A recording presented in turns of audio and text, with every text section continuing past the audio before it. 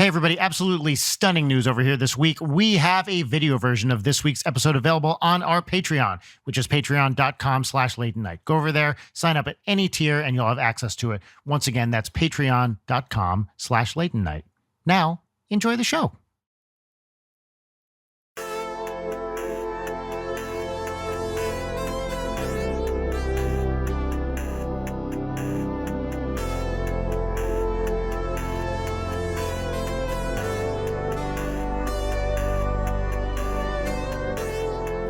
Do you want to play some piano? Sure.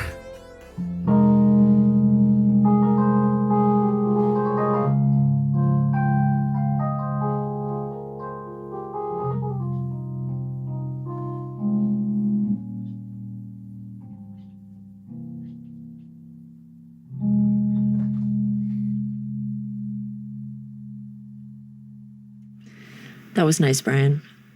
Thank you. Some F minor for you. Cool. Well, hey, everybody. Welcome to another episode of Late Night with Brian Wecht. And we don't have a guest, so we're just going to pop that intro within seconds. Well, should we just not do it at all at this point? Even though you did it, should we not do it for real? You're not listening to a podcast. Yeah. Neither of us are real people. You're just living life, man. You've been in a coma for 2 years. Please wake up. Yeah. It's 2025 and everything's fine.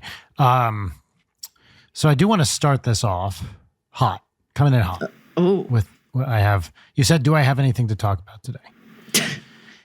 The answer in general is no, but our guest from the previous episode, Bill Childs, the amazing, wonderful Bill Childs, has been hot on the tail of this Dinosaur album. I gotta say, I'm so touched. I've gotten approximately 50 texts from him in the last 24 hours. He has put the word out to his networks to try to find this thing. So, Leighton, I texted you something that Bill sent. And you said, seems possible, but hard to tell without the audio. Well, guess what? We have some plausible audio here. Now, oh, shit. Now, the only thing is, all the songs have the same titles and sound like those songs. The cover is totally different and the name is different, but the song titles are the same. So I'm about to send you a link to a playlist on YouTube. Oh my God. I have to say, I would be fairly surprised, I'm going to put it in the chat here, if this was not what you were talking about, given the time and selection. Yeah, looking at the track list, it was very plausible. Now, this is a playlist called Dinosaur Songs. And the album appears to be called I Dig Dinosaurs, which is terrible.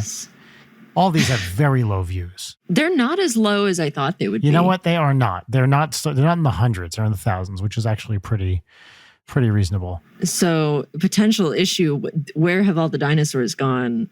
YouTube's telling me I've listened to this one before. But let's see.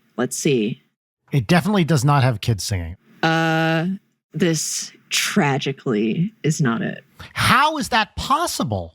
I know. I love that Bill is going so hard on this. I'm terrified that I've messed up some critical detail that is hindering this effort. Well, did you listen to any of the other ones on this, like Born to Be Extinct?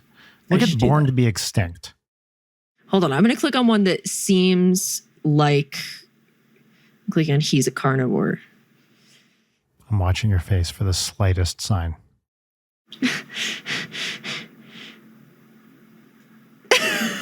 This is not it, but the song He's a Carnivore is really, really funny. The one that you listen to, the Where Have All the Dinosaurs Gone, is a guy doing a Bob Dylan impression. Yeah, and sucks. He's a Carnivore is like a doo-wop love song about don't marry a carnivore. Oh, listen to Clickety Clack. And the moment it starts, you'll be like, uh-oh. Oh. Mm-hmm. Oh, that's very... My name is Dinosaur. I'm here to say. So this isn't it. I'm so sad. Okay, so the reason that I instantly knew that it was not Where Have All the Dinosaurs Gone is because it was very down tempo. It was like mournful children singing. And then there was the Big Bad T-Rex song was very like bombastic. Oh, there was a Big Bad T-Rex song too. Okay, Yes. I didn't know this. This is new information. Oh, I forgot to mention that. That was one of them. And I found several see. songs that are like called Big Bad T-Rex. I found one that was really, really close yesterday, but it was from some sort of like young earth creationist musician. Oh no. Where all of the songs were about God. And then there was one song about the T-Rex. Even God can chill with the T-Rex. I was reading about this theme park. I think it was maybe something basic like Dinosaur Land that was made by like a Christian pastor who was a young earth creationist. And the whole thing is it was like a dinosaur themed park, you know, to go on about how Jesus was like tight with dinosaurs. And basically the whole reason that they did it, because it was in the guy's backyard, is because they made it educational with Bible shit. It could be a tax write-off. Oh, got it. Yeah. Very cool. It counted as like a museum, essentially. Uh-huh. And then there was the Holy Land theme park, which I believe is now defunct. There was one, I know Answers in Genesis had like a Noah's Ark in Kentucky somewhere. And then there's the Ark Experience. Maybe that's what I'm thinking of. Yeah, the museum. Yes. I think that's Answers in Genesis. Yeah. But I could be wrong. I actually think that I found that T-Rex song on answersingenesis.com. How fun. Okay, I'm going to have to break the news to him right now. I'm going to text him. I'm actually so right now. sorry. I hate that he's trying so hard. I feel bad. I feel like maybe the CD is kicking around my dad's house somewhere, potentially. Who knows? Bad news. She says it's still not the one. I'm like internally gaslighting myself. Personally Like, shocked. did this not But exist? I'm going to say I'm shocked. But she also, how old were you when you heard this last? At the oldest? 10? 4. Younger? 4. But she also admits that she was like 4 when she heard it. So, but I loved it. I loved it. I played it all the time. Memory may be faulty. She hopes this isn't a wild goose chase. And please tell him that I think he's a total sweetheart and very, very kind for giving it his all. Really, really appreciates the effort. Okay, we'll see if he texts back. I really like a follow-up on a previous episode. Something I've been wondering about is in one of our earliest episodes back when we used to do advice, there was somebody who wrote in about their father who was doing music and performance art with a nude dancer. Yes, of course. It's been 3 years. If TV Glitter, right? TV Wasn't that Glitter. it? No, TV wait, Glitter. was it Glitter? Glimmer? Maybe it was. I thought it was Glitter. Could be wrong. Should we look it up? Let's fucking look it up. If you still listen to this show, I would absolutely love a follow-up. What if I Google TV Glitter late in night? Yeah, it was TV Glitter, the SoundCloud. Here it is. Wow. And let's see, what is the most recent track? There's a track from 2 months ago, Layden. Oh my gosh. There are tracks from a year ago. We have definitely not heard these. Oh, okay. Bill has responded, by the way. This is precisely the kind of dumb thing I like doing. So you've given the man a purpose, which is great. Okay, I here. Do you want me to throw this link in? TV Glitter? This is cool. Yeah. Are we going to listen to Vespers? We're listening to Vespers, but this is the one, right? It's got to be. Yeah. Yes. Okay, let's listen to Vespers at the same time. All right. Here we go. Ready? 3, 2, 1, play. I'm sorry. This fucking rules. I'm so into this. I really love it. Because I'm still imagining the like nude dancing on top of it, which I think is perfect. I like what this tone is doing. It's dark ambient. That's really what it is. Yeah. This is great. This is fun. I wish that massage places would go for this kind of thing. Thank you. Instead of fucking pan flutes. The music massage places play is so bad that it makes me less relaxed. Because all I can do is listen to it and think, this is fucking terrible. Yeah. I'm still listening to this in the background, by the way. Me too. Let's just keep this on during the episode Yeah. unless it gets too loud. Man, should every episode of Late Night have a backing ambient track? I feel like that would be kind I'm of not sick. opposed to it, actually. Yeah. But yeah, when I did my culty therapy retreat, I was in a very activated, angry, cornered animal trying to chew its arm off vibe there. But, you couldn't listen to any music. The only thing that you could listen to was the stuff that they played. And it was generic pan flute music. Pre-1980s rap. Yeah. It was generic, pan fluting music, but then the soundtrack for American Beauty.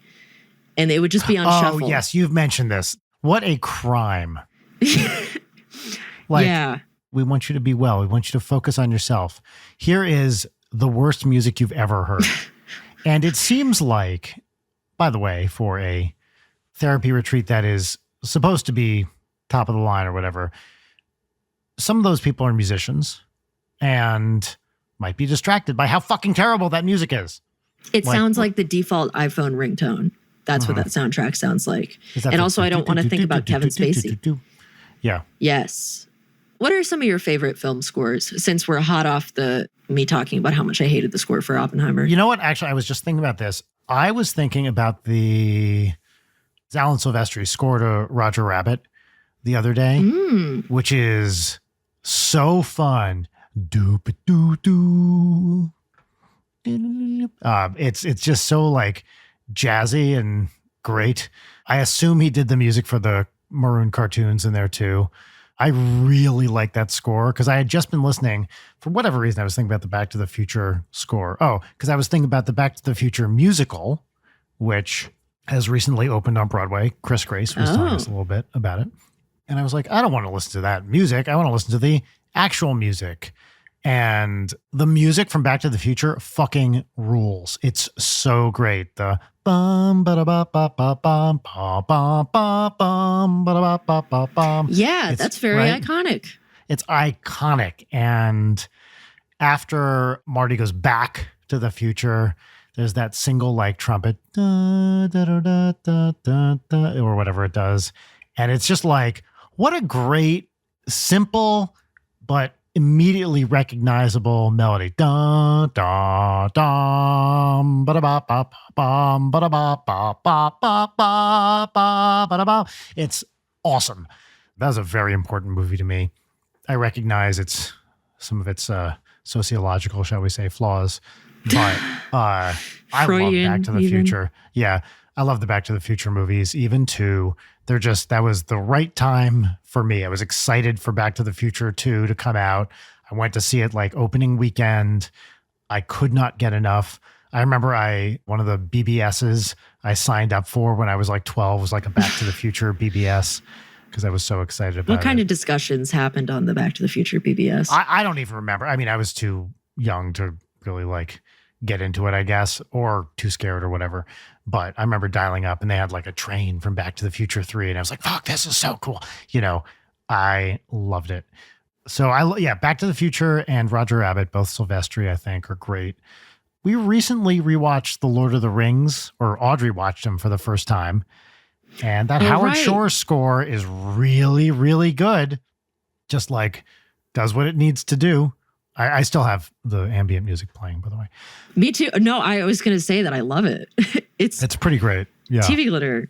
It's great. TV Glitter. Vesper is the track that we're listening to. If you want to emulate the experience, check out TV Glitter and start Vesper at the same time. We might put this in if that's okay. I don't know. We'll see. Honestly, so another score I really, really love, the Hildur Guðnadóttir, or however you say her name, the cellist. Her score for Joker, it's great. Like, think what you will about Joker as a movie. That score is fantastic. Oh, she killed it.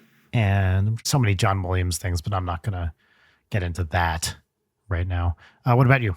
Well, the big obvious answer for me is the Thing, Ennio Morricone score. Just the bomb. Yep. It's great. Bomb. Yep. Iconic. I love the Hereditary score very much, the Colin Stetson one. It's really effective in the movie, but in the past, when I've been working on horror stuff, I will just put on that album. I think it's interesting, fantastic, especially the like ending, the Hail Paimon track. That one is really great. I used to love Philip Glass in the movie The Hours, which is a movie that I don't care about. I love Philip Glass, yeah. The soundtrack for The Hours is awesome. Mm-hmm. The Donnie Darko score is great. Oh, I don't remember that. Who's it by? I actually don't remember. What is your current opinion of Donnie Darko as a adult? Oh, yeah. So it was one of my favorite movies in high school. And I liked it when I saw it.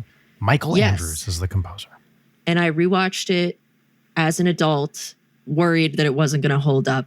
And I loved it. And then I watched it again when I was in treatment because I woke up before everybody else. And I just watched it and everyone was like, what is this movie? But no, it's great. I think it's fabulous. Okay, good. It's not the kind of thing like a Catcher in the Rye situation where you read it as a teen and really relate. And then as an adult, it's not really hitting with you. It's like clever and funny and I like everybody in it. And the score is great. And, you know, it's a meme now, the Mad World needle drop at the end. Sure. But it's still good. Great. We were actually told at one point, like, Ninja Sexpert, if you want to license songs, slowed down versions of 80s songs, like do it. And you'll sell them. Like you'll put them in trailers. People really want that shit. That's true. It's like every goddamn trailer I see now, which is only when I go to the theater and am forced to watch them. Actually, wait, I was on a call with Jory yesterday and I don't watch trailers. I don't keep up with movie news, but Jory asked me to watch the trailer for Wonka, starring Timothée Chalamet. We were talking about how it seems like it would be a great sketch where it's like a movie that's really whimsical and magical and fun, but the lead is not committing and clearly hates it. It's like that embarrassing to watch. I watched that trailer with a totally open mind. I was like, I like Timothée Chalamet. Does a great job generally. Yeah. And I watched that trailer and I was like, what the fuck is going on here? He's fighting this so hard. The only time that trailer comes to life is with Hugh Grant at the very end. You know, Hugh Grant is clearly in that phase of his career where he kind of doesn't give a fuck about anything anymore, which started, I think, with Paddington 2, where he is maybe the best performance of his career. But that trailer was dire. Very dire. Dire is totally the word. And like, I really like him as an actor. What were they doing with that casting? Every line delivery just... Because, look, well, you're younger than me. Tell me if this is true. You're going to be compared to Gene Wilder. If you play Willy Wonka, you will be compared to Gene Wilder. And no one will be better than Gene Wilder. And it's not better, but like, at least you have to put your own thing on it. Gene Wilder is the best. I never even saw the fucking Johnny Depp one. No interest in it. I saw it in theaters as a kid when it came out, but it conveniently came out around the time that I was in a production of Charlie and the Chocolate Factory when I was in my theater kid phase. So, of course, it was like... And you played? Who did I play? I was an Oompa Loompa. Cool. And boy, did the orange paint really not go over easy with a bunch of fidgety children. Yeah. I remember one of the scenes that I was in was the Mike TV, and I was like the camera operator. So I had like a big cardboard box and everything, but we didn't have the prop yet. And so during rehearsals, so our director that we always had, I don't want to say his name. Don't say his name. But it was a perfect first name for this type of guy. But we were all terrified of him because he was mean. You know, he was like the dance instructor and the director and everything. And so he would you're how old at this point? Like 12 or something? No. I was like 8 or 9. Like if you were under 10, you were pretty much only getting ensemble roles. Like I was in Wizard of Oz and I was a Poppy and a Munchkin and like a citizen of Emerald City. I had like 5 costume changes in that one. Anyway, but he would do this thing where like, he would be like, you're not working hard enough. You're all going to do this routine. And if I point at you, you go stand at the back of the room and you're not in this production anymore. What? At 8? Oh my God. Yeah. Oh yeah. It was like right before Christmas. Sucks. And he had everybody come up and like sit on his lap and tell them what we wanted for Christmas. And me and my friend Amanda. Lap. Oh my God. Yeah, I know. And we sat on his lap and we both said that we wanted the DVD of the SpongeBob SquarePants movie. And so he did it with everybody and he was like pretending to be really nice. And then the moment we stopped, he was like, and none of you are getting any of it because you can't dance. What? Oh my God. Okay, wait. When you're done with the story, I have a vaguely similar story that this reminds me of. Anyway, so this guy, obviously we're terrified of him. And I was the camera operator and I didn't have the prop. And so I was just standing on the platform like, I didn't have the prop to work with. And he screamed at me and he was like, you need to be doing something up there. And so I was about to cry and I was just like pretending to be operating a camera. And afterwards, the guy who was playing Willy Wonka, because it was always like the leads were high schoolers or whatever. And they were such fucking sweethearts to all of us little kids because we all admired them. And he was like, you did a great job. Aww. This poor 15-year-old probably having to console a 9-year-old freaking out because, she got yelled at in front of the entire fucking cast by a grown man. Oh my God. And his mom ran the ticket office and you saw where he got it from. Oh, wow. It was a very oppressive Do you think this was a person who never made it and was taking out their lack of fame on? Oh, yeah. Okay, oh, yeah. Yeah. God bless, but man, because I was in a couple of productions that the directors were great. They were super fun to work with, really nice to the kids. And then they left the, theater. If you're in Wilmington, Tact was the theater that I did my stuff at. I'm sure my name is in Sharpie on the little cast member doors downstairs that everybody got to sign. Challenge to the listeners. I want a picture of it. I want a picture of that door. Oh, shit. Send me a picture of Leighton's name on the door. No way. This was 15 years ago. Yeah. Send me a picture. There's no way they haven't remodeled it. And then I'm sure they have, but still. In high school. Break into the theater. Any means necessary. We're not legally responsible for anything you do, right. But use any means necessary to get in there. And then in high school, one of our year-end dances took place in that same theater space. So it was a big full circle. What was your story that you were alluding to? We're both still listening to TV Glitter, yes, correct? we are. This is great. I love it. Honestly, I really love it. My story, which I apologize if I've told before, was, this is 10th grade for me. So what does that make you, 14, 15 maybe? It was a private day school, so teachers could be pretty young. You don't need to be certified, right, to teach at a private school. So we had this history teacher in 10th grade for world history. And I'm not going to say the guy's name. Of course. Even though he's, as this story will probably make you glad about, is no longer a teacher. Oh, shit. Okay, so we're well through the year at this point. We're probably 3/4 of the way through the year, maybe more. And on Friday, one week, he's like, okay, here's the deal. On Monday, we have a major exam covering, and he gives us a list of 10 chapters in this world history book.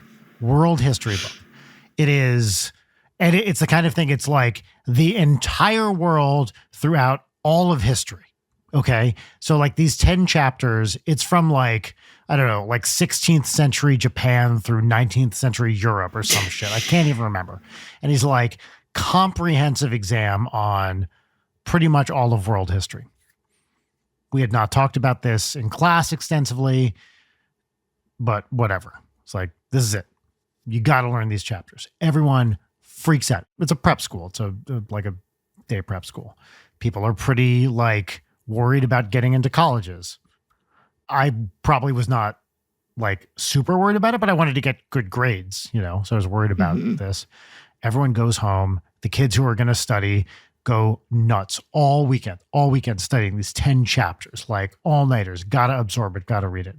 We get to class on Monday. He gives us the test, and it's one of these analyze and contrast or something like that, the following civilizations. Yeah, 16th century Japan, 18th century Europe, 20th century America, that sort of shit. Oh, I couldn't do that as an adult. Yeah, all essay questions requiring a comprehensive knowledge of these things. Everyone's freaking out, scribbling wildly. 5 minutes before the end of the class, he goes, hey, guess what? Just kidding. But this is real if you tell the next section. And everyone's like, are you fucking kidding me? Like, That is you ruined our vile. entire weekends. And by the way, we had other work to do for other classes and shit and sports and everything a high schooler does, right? And then you make us complicit in your fucking scheme by telling us the test is going to count. Yeah, and then if there's one squeaky wheel, like, Yes. was it counted? I don't think so, because I guarantee you, like, some kid went right to the principal and was like, dude. Yeah. So, oh, you know, my God. some teachers are better than others. Some teachers are downright hazardous. I have to say, this guy was, I don't think it was malicious. It was just inexperienced. And he had very, like, big, rich white guy energy. Yeah, I had a very similar teacher in high school who everybody liked because he was that sort of lovable asshole type. No idea what that is. Yeah.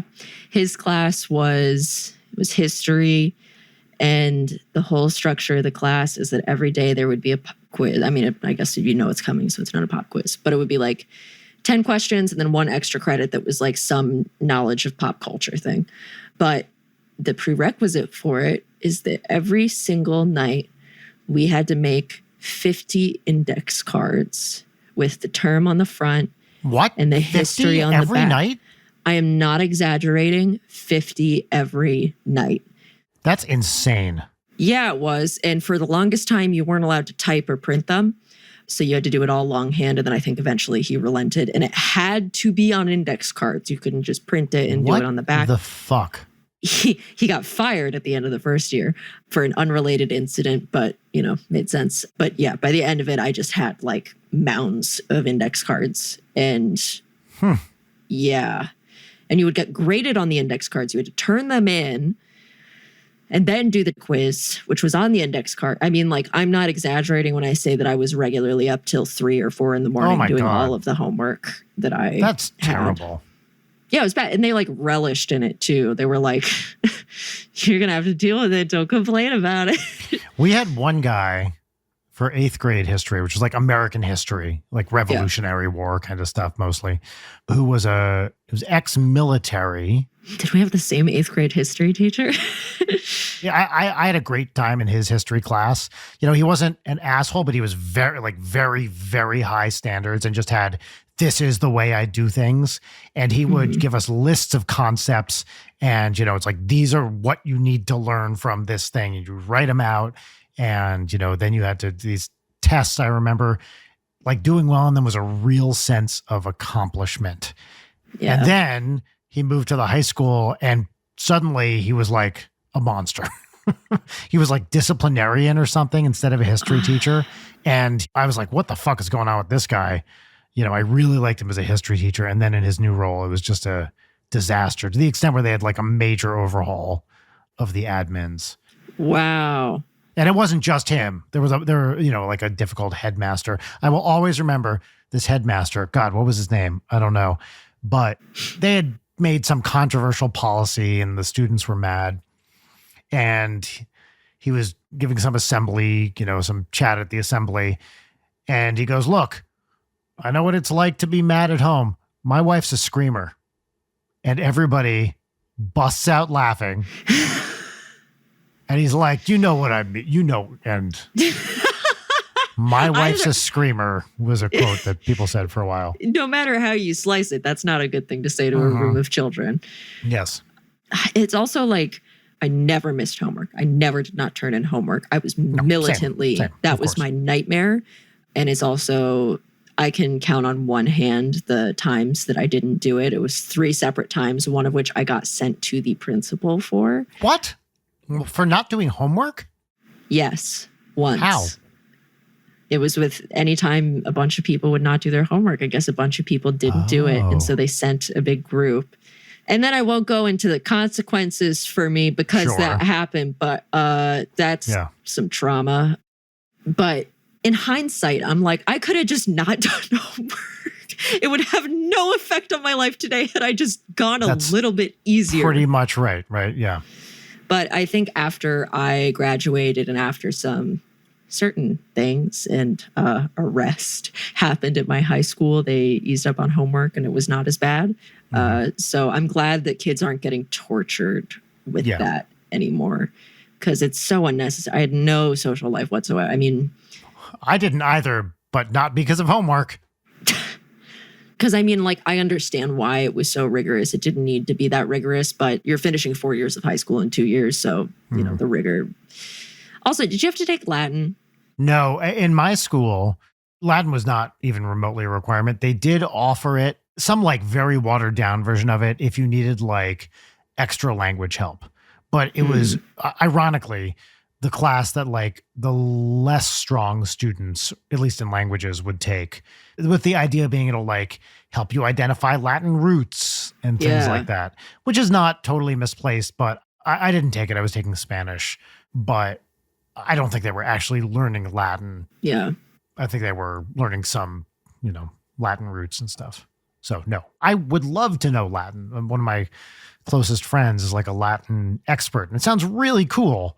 It was mandatory for us, and I was really excited about it for that exact thing of like roots of words and reading like interesting texts. And I think we were lucky that the teacher famously didn't give a fuck, because it was like ridiculously difficult. Because I was in a friend group of all of the like smartest, highest achieving girls. Like we were all, you know, nerds who weren't dating and doing anything crazy. We would just, you know, have Arrested Development watch parties and shit. But I was very thankful that I was in their group, because we would all work together on the Latin stuff. That's cool. And, you know, the teacher, he was always in like a neon windbreaker. And every morning he brought in an extra large Sonic cup that for sure had booze in it. There's no way there was not booze in that cup. And he did not care. Like it would be crazy hard worksheets, and it would all be like grammar. It was nothing interesting whatsoever. It was just like, do proper Latin grammar, you motherfucker. And, you know, you would have to do the worksheets, and it was a problem if you didn't turn them in. But, you know, he didn't give a fuck. He didn't actually grade them. But there was still the expectation that you needed to do it. And I remember the teenagers getting textbooks. You're going to find all variety of things in there. I have never, ever seen a harder concentration of graffitied textbooks in my life, because the book was Ecce Homo. So there we go. Yep. It was just like every single page had dicks on it. And it was pretty amazing, because they just wouldn't replace them. Fantastic. Yeah, really great work. But no, it never went like more rigorous than like, see the man. The man has a ball. Yeah. So yeah, I would love to have actually learned Latin, but that is not how that shook out. Like, what was the worst teacher you ever had? I mean, including college? Not including college. I think it's a very different beast. Let's see.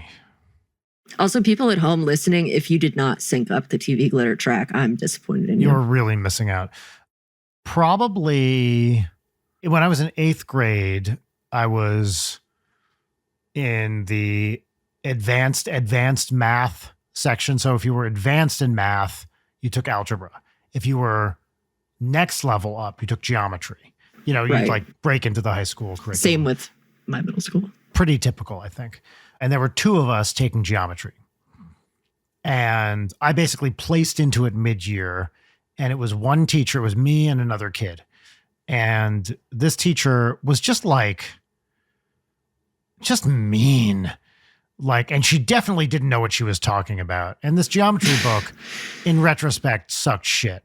It was like the worst kind of geometry, which as a, you know, professional mathematician, I feel somewhat qualified to opine on this now. But I hate geometry that is taught like, here is how you do a proof statement, justification, like the little chart. Fucking dumb. You do need to justify your statements, but nobody does that in math. You write it out like you're telling a story. We do this because of this, and then this. Blah, blah, blah. You tell a story with the math. The kind of proof which is like chart, reason, blah, blah, blah. I think maybe there's a good pedagogical reason behind it. I don't see it. So I really did not understand what we were doing. at least at some level, the teacher was mad that she had to be there. We extended a little bit into the summer, not because we were behind, but I think they just wanted us to finish a certain amount of material. And it was just me and another kid. And it was like painful. That was a really, really bad one. The one that really stands out, though, was there was an English teacher for 1 year at my school when I was, I don't know, a sophomore or junior, who was like the yearbook advisor, and I worked on the yearbook. And this woman was nuts. I mean, like mentally ill. And all right, mood. Played favorites like nobody's business, would just fly off the handle into these rages. And I remember one day we were going in over the weekend to work on the yearbook, and we showed up at the appointed time, and she like blasts out of the door and is like, "Screw you, you're late." She hadn't adjusted the clock for daylight savings time. So we were all on the right time, and she was not.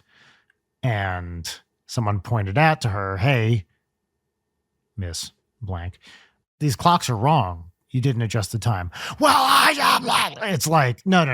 That's when you say, A, I behaved inappropriately, even if you guys were late, but also like, calm down. I didn't have her for a class, but that really stands out.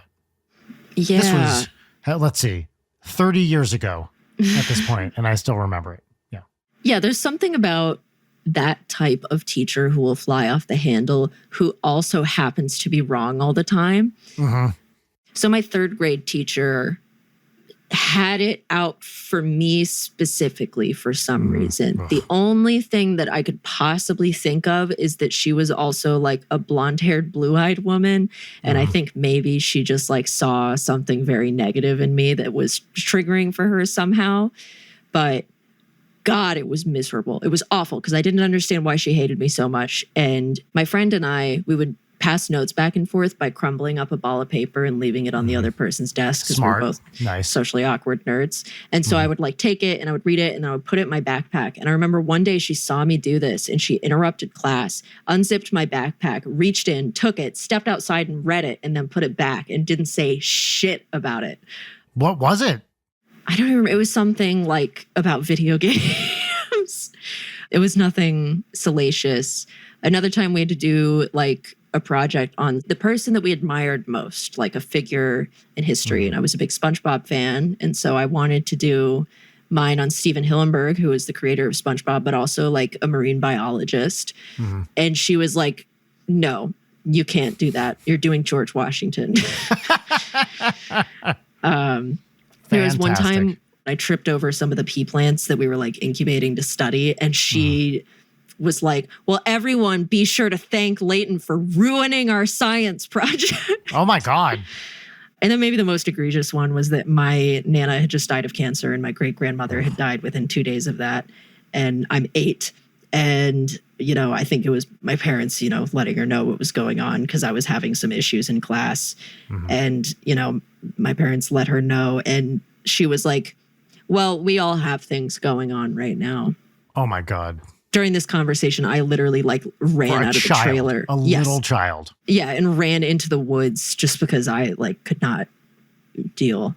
So yeah, fuck that lady. What was your deal? Like, what was your, like, calm the fuck down. And who's letting her get away with that? Are people not seeing it? People must know, right? I don't know. Must know. Well, it was a bunch of 8-year-olds. What are they going to do? And it was in a trailer, so nobody was ever coming in to like observe or anything. So it was just kind of like whatever. Yeah. But I think maybe that one was just like so petty and nonsensical. But my high school English teacher was probably the worst teacher I've ever had in terms of, because at least my third grade one wasn't a screamer and wasn't like vindictive en masse. My high school English teacher was like everybody would meet in the hall and be like, "What kind of mood is she in today?" Yeah. And I was her favorite. And everybody resented me because I was her favorite for some goddamn reason. And she was still so mean to me. Which person am I going to get today? We all have these people in our lives. But as a teacher, that it's just awful. Like kids treading on eggshells. And it's extra great when the kid's already doing that at home and then has to come deal with that at school. That whips. I had someone say something similar. This is not a fun story, but I'll tell it anyway. Late night with Brian Wecht. Yeah, that's right. Comedy gold is what you're about to get thrown in your face like a batch of hot acid. Or say molten chocolate and butter. Well. That just sounds fun. Yeah. Gutters run fudge. So this is the first year of my first postdoc. So I graduated with my doctorate and then moved on to a research job at MIT. And that's a very high pressure situation. Like, this is the first time in your academic life where you are really like, you're kind of on your own. You're doing your own thing. You're trying to make it to the next level. And MIT, I loved MIT. It's a good school and they expect you to do good work. So I start at MIT, and this is just a few months after both my father and grandmother have died. And how old are you? I'm 29. I went through a major breakup, not exactly a devastating breakup, but like a brutal one with someone I hadn't been dating very long. This is the why can't your alone time include me person. Oh my God. If you remember that story. I do indeed. Yes. And I have a move, I'm moving to a new city, et cetera, et cetera, et cetera. So I'm not having a good time of it. Also, my mother had just gotten diagnosed with her own cancer, exactly on the heels of my father's death, like a month later. Oh, God. And so I'm like really at sea at this place, trying to get my head in the right place to do any work whatsoever. It's not going great. And one day I'm at the office late at night. There's another guy there who was a similar age, similar kind of situation, postdoc. And this is a dude I'd been, we weren't close, but we were sort of friends. And we were talking about some physics. And I was like, I kind of paused for a minute at one point. I was like, dude, I got to say that I don't want to bring it down, but I've been having a really, really tough time recently.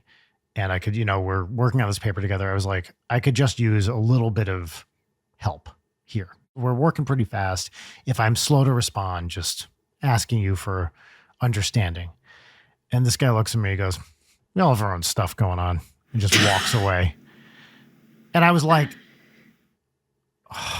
just heartbreaking. And not a guy I was even that close to. Just I was like, this is a nice guy, seems cool. I'm going to open up a little bit in a world where people are not typically very open about this stuff. This has changed a bit now, probably not that much, but it was really devastating.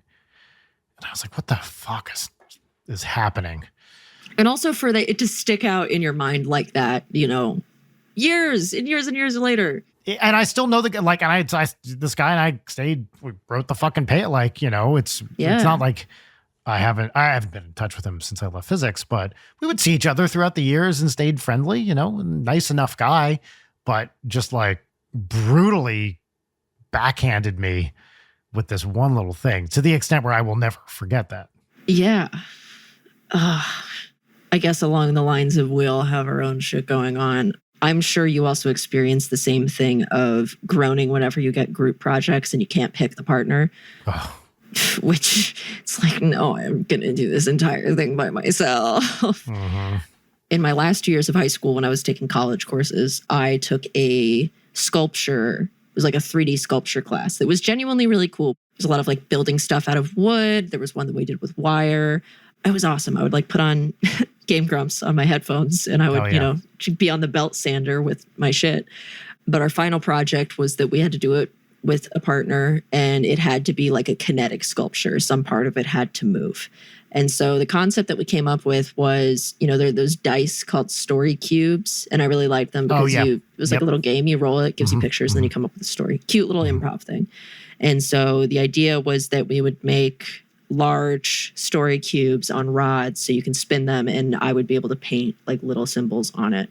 Mm-hmm. And we worked on it in class. It turned out to be a very complex thing because we couldn't just make the cubes by putting, a bunch of square pieces. We had to stack them and then sand them down. And it was just like a whole fucking thing. And there was a weekend right before it was due where pretty much everybody was just stuck in the studio working on their projects. Mm-hmm. Well, my partner doesn't show up. Oh my God. And keeps saying that she's going to show up. And the entire class is there with their partners working together. And they see me by myself and they're like, where the fuck is she? Like, this is so fucked up. And she kept like moving the goalpost of like, well, I'm working on stuff for other classes. Wait, I'm at my and boyfriend's. you're like texting her? This is you're old enough that you're, I'm like 17, 18 at this point. And she keeps texting saying that she's going to come. And also keep in mind, I'm a high school student. She is like a college student. So there's like an age gap. Yeah. And I am doing this entire goddamn thing by myself. It's miserable. I am there from morning until night that whole weekend. And the entire class is seeing it. And so by the end of it, they're like pissed. And they're like, okay, so during critique, here's the plan. We're going to compliment everything that you did. And we're going to shit on the few things that she did. They tell you this? Yeah. And so end of the weekend, I'm exhausted. It's like 11 o'clock at night. I still have to drive home and like eat dinner and shit. And I am not done. And so I text her like, hey, I'm sorry, I did as much as I can. You need to come in early tomorrow and finish this up before it's due because I have worked all weekend on this. Yeah. I go to sleep hoping that, she is come in. I come into class the next morning. She is not there. She is late. She makes me help her do the things that she was supposed to do. And, we present our projects. Everybody falls in line with the critique shit. It was very touching. Oh, nice. And then we had to do an evaluation forms of like how the project went. And so obviously on the form, I write that I did the entire thing by myself. But she saw me do that. Oh, no.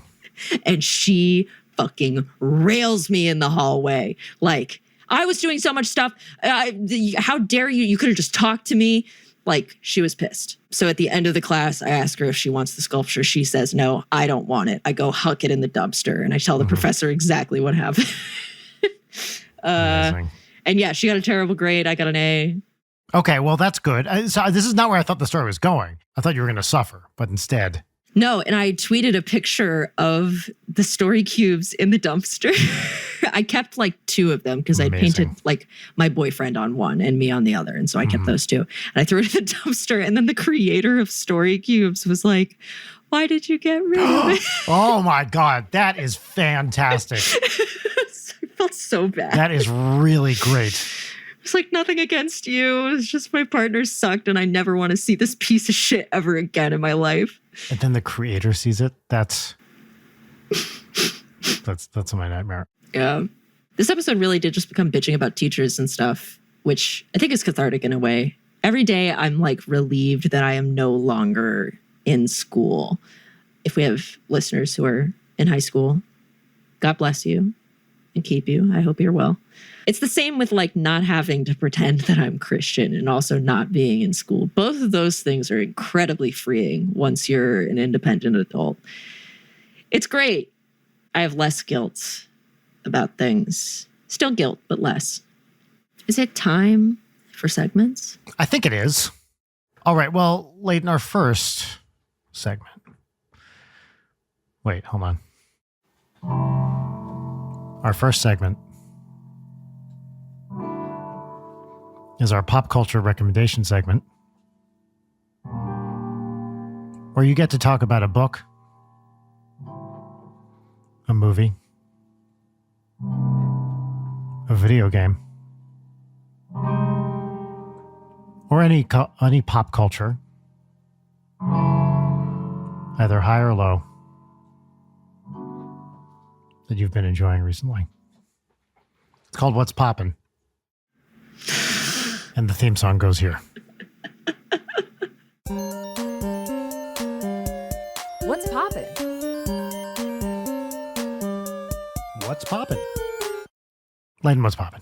What's poppin' for me? I'm changing it on the fly. Okay, do it. Originally, What's Poppin' was just going to be Elliott Smith because I love Elliott Smith. I just needed to pick something. If you haven't listened to Elliott Smith, ultimate sad guitar music. It's the best. Yep. And for some goddamn reason, the iconic figure 8 wall in Silver Lake, I'm so glad I got to see it before they got rid of it. But now 2 different bars have been put in its place for the artist who famously struggled with alcoholism and then died. Okay. But what you're failing to take into account, Layden, is that Silver Lake didn't have enough bars. Well, yeah. And they do the disservice of not even calling it Between the Bar. Fuck off. Anyway, that's not what's popping for me. What's popping for me, I have not watched I Think You Should Leave season 3 yet. Oh, okay. I've been meaning to. Okay. But I did see the Darman Doggy Door sketch. Oh, and that's the best one. it killed me. I keep thinking about it. For 50 seconds, I thought there was monsters on the world. Yeah. Yeah. Just the delivery of what the fuck? Yeah. I love it. So that's what's popping for me. It just makes me happy. Yeah, I love Dharma and Doggy Door. It's great. I have to say, I thought season 3 is very good. I think it's the weakest of the 3 seasons, personally. You know, he's always yelled. I feel like we're getting into a bit of a rut with the Tim Robinson thing. But it's also very funny, and I love it. So it's just starting to feel a little played out to me. Yeah, I mean, because I regularly watch Coffin Flop just when I'm feeling bad. It's the Darman Doggy Door has the exact same structure of Coffin Flop, and I'm fine with it. It's great. Sure. But yeah, that's what I've heard about season 3, that like Tim Robinson can't just keep being the weird guy, but then when it's a sketch with other people, everyone is just trying to be the Tim Robinson. Yes. But yeah, so that's what's popping for me. What's popping for you? Well, look, I'm going to pop something that I've only really experienced part of, but it is so singularly fucking weird that you have to check it out. Are you aware what the latest Smokey Robinson album is entitled? No. So Smokey Robinson, who is 80-something, look up the latest Smokey Robinson album, if you will. Wait, gasms? Gasms. Wow. Smokey Robinson in 2023 at age 80 ?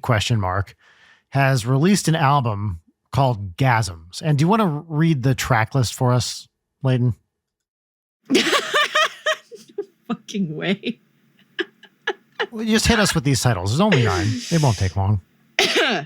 1, Gasms. 2, How You Make Me Feel. 3, I Want to Know Your Body. 4, I Keep Calling You. 5, Roll Around. 6, Beside You. 7, If We Don't Have Each Other. And now here's where it really gets great. 8, You Fill Me Up. 9, I Fit In There. I fit in there. I fit in there. Now, I am in a sex band. That is my job. This guy beat me in my own game. Gasms feels like a Brian Wecht original. 100%. By the way, if you listen to that title track, Gasms, they say the word gasm a lot. And they sing the word gasm a lot. Okay, I feel like, we're going to pause TV Glitter here. No, I'm not pausing. Okay. Dare pause it. Okay. Fair enough. Calm the fuck down. I see. I can look at the lyrics. I see mind gasms. No, but you have to listen to it. It's eargasms. It's not the same unless you play it from the start. Can You're we the please one listen to it? for my gasms, parentheses, gasms. Okay, fine. It's those gasms that are the ones I want you to hear. So let's start gasms from the beginning. I'm going to keep TV Glitter playing. Okay, I'll do the and same. I'm going to put it on quiet. Okay, here we go with gasms. Ready? Yeah. 3, 2, 1, play. He is not joking, by the way. Every comment on the YouTube video is like, sexiest song of all time.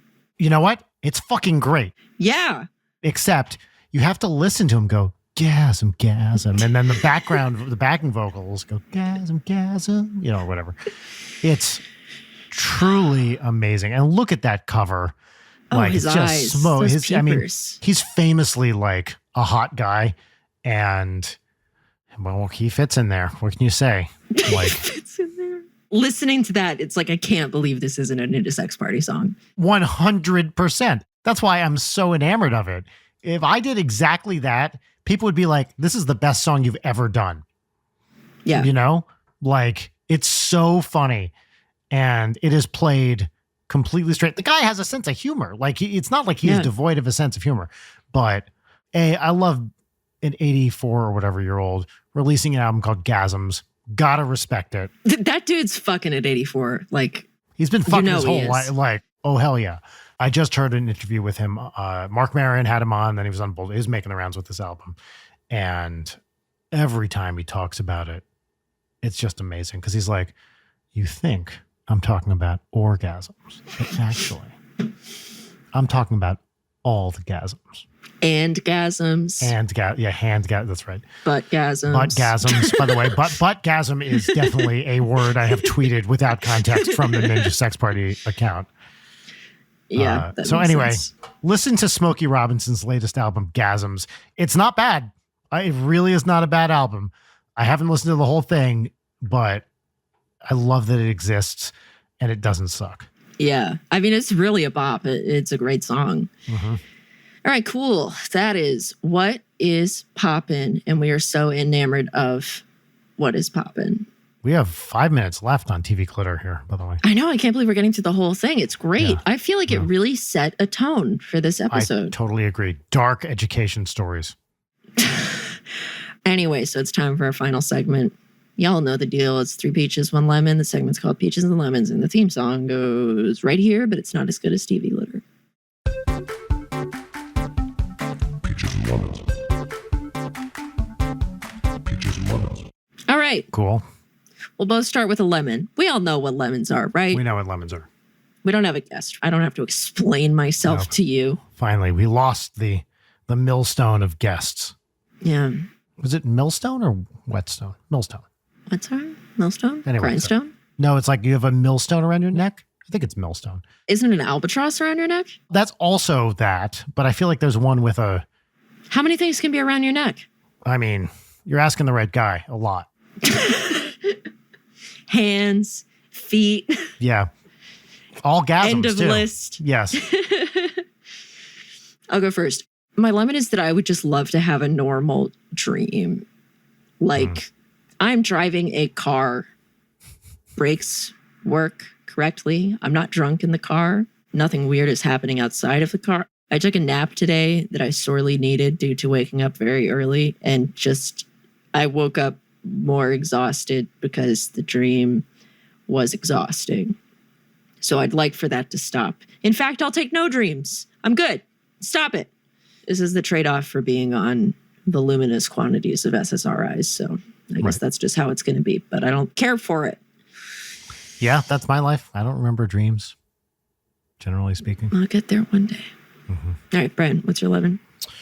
My lemon is Audrey is in a really awesome hiking camp this week, but it's not close to where we live. And I'm spending 3 hours a day in the car, like driving her there. It's between 2 and 3 hours a day.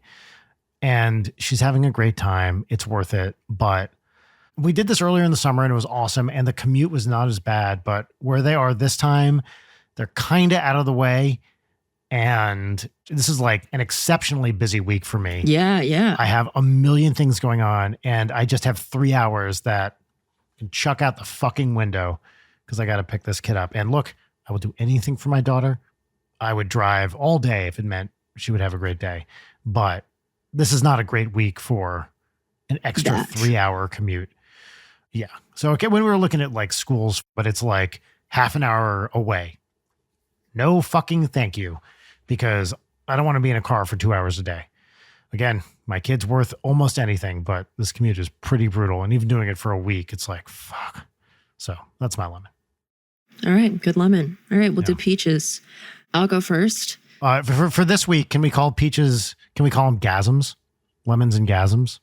Yeah, sure. All right. Sure. What are your gasms this week? Well, call me a Joanna Newsom song because my first peach / gasm is this morning I bought some plums and cherries. So some peach, plum, cherry. I didn't get pears. But yeah, I just like woke up this morning and I was like, I need some fucking fruit. I have to get fruit. I think maybe it's because I'm chronically dehydrated and it's hot out. And so the idea of a nice juicy plum. But this is the time for it. This is peach season. I messily ate a peach earlier this afternoon. I demolished some plums and had the, dripping down your arm, down your chin. Great. Yep. Got to eat them over the sink. Refreshing. My second peach is that normally when I play Dead by Daylight with the gamers, it's usually like me and Meowch and Aaron will join us. But last night it was just me and Aaron. Vernon popped in to watch us for a bit, but like I see Aaron really getting into the game now. He's all about the blood points. He wants to gen jockey, and it's really cute. And we had a great time. That's great. And then my final peach it's this little lip thing that I have. It's Para Ink Velvet 17 Rosy Nude, and it comes in this cute little like dropper bottle.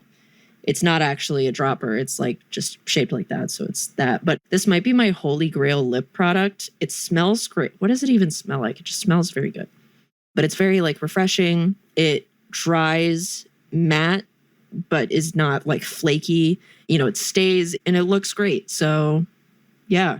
Oh, the song's over. That's my third peach.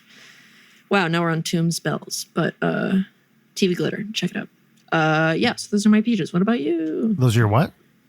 Those are my gasms. Oh, there we go.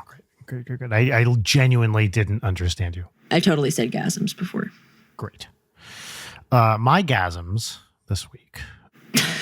My first gasm in my list of 3 gasms is that we have started PR for the Très Magnifique album. It is totally a real thing that is happening. And that was like the big thing I had to do for the last 24 hours plus, is compiling all the shit that the PR firm needs. This is all like out of pocket. I decided to go for it and see what we can do.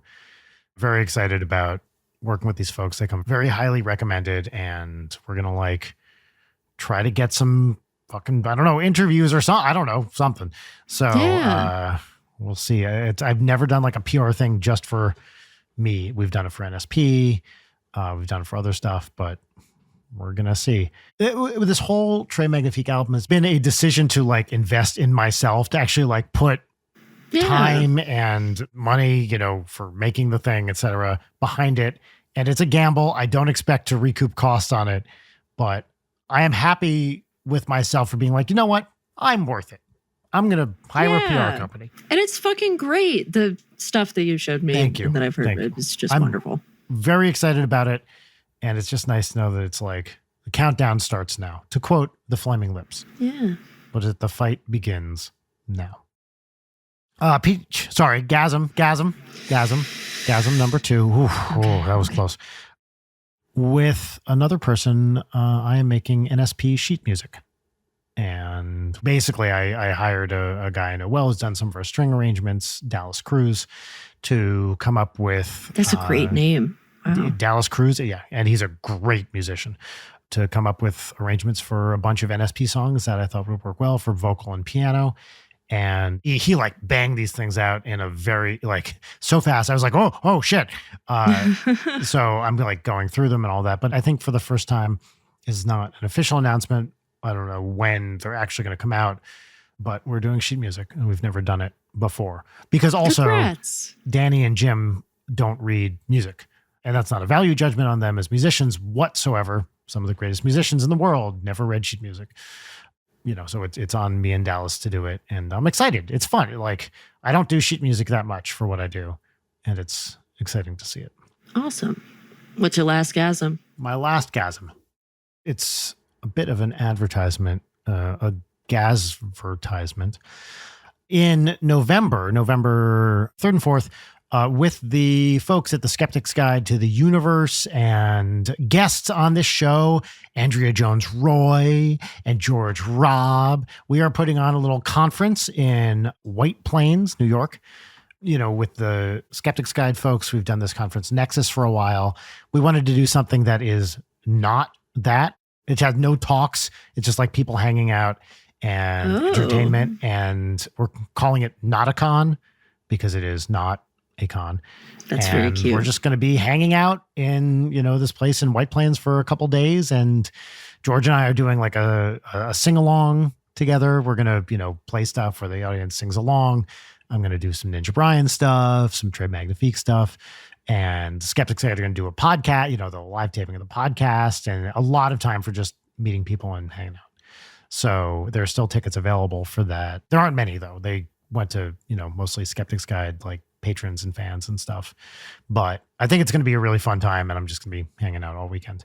That's awesome. It really is just pure, you know, socializing and entertainment. It's not a science conference. It's like, hey, come hang out. So we'll see how it goes. Cool. Not a con. Not a con. And if you look at theskepticsguide.org, you can get tickets there. So it's right there. That's my final gasm. The last gasm of Brian Wecht. Dr. Brian Wecht's final gasm. Well, this was a success, I believe. What a delight. I love these solo episodes there. I love having guests, but it's also fun just to see and the numbers don't lie. People mostly listen to those solo episodes, which means we should probably do more of them. And they're also easier to book. Yes, indeed. So that's it. Everyone at home, I hope you're doing well, that you're drinking water, that you're not broiling and crisping under the sun. And just gasms, I hope you has them. Gasm, I hope you has them. Wow. That's not one of his actual lyrics, is it? There was something about I has them in that song, but I just want to spread that message to the world that it's like broke, stay safe, come hard. Woke, gasms, I hope you has them. That's perfect. I was going to play us out, but I can't top that. Yeah, fuck that. Yeah. All right, see ya. Right, bye, everybody. Late Night is produced by Brian Wecht, Leighton Gray, and Jarek Centeno. Follow us on Twitter at Leighton Night, on Instagram at Leighton_Night, or email us at leightonnight@gmail.com.